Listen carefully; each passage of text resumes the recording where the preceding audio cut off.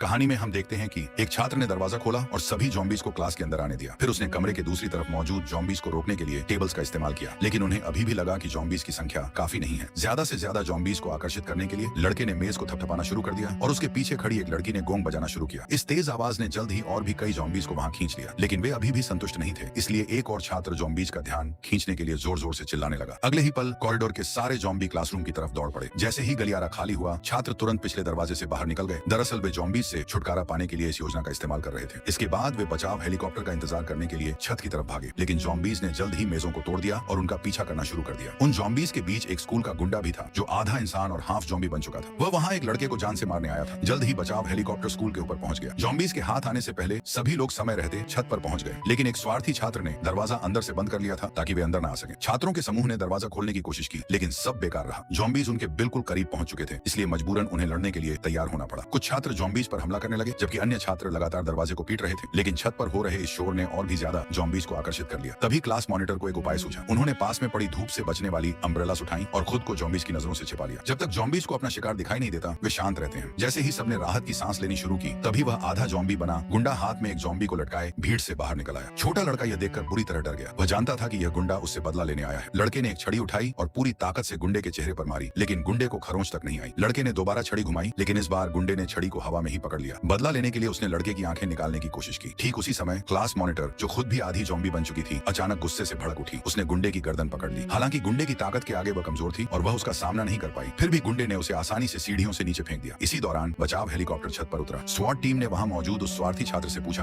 कि क्या स्कूल में कोई और भी जिंदा बचा है, लेकिन उस छात्र ने दावा किया कि स्कूल में सिर्फ वही अकेला बचा है। इसलिए विशेष पुलिस बल केवल उसी एक छात्र को अपने साथ लेकर उड़ गया। जब बाकी छात्रों ने आखिरकार दरवाजा खोला, तो उन्होंने हेलीकॉप्टर को दूर जाते देखा। छात्र केवल बेबसी और अफसोस के साथ उसे जाते हुए देखते रह गए। अब उनके पास कोई और रास्ता नहीं था। उन्हें जिंदा रहने के लिए कोई दूसरा तरीका ढूंढना ही था।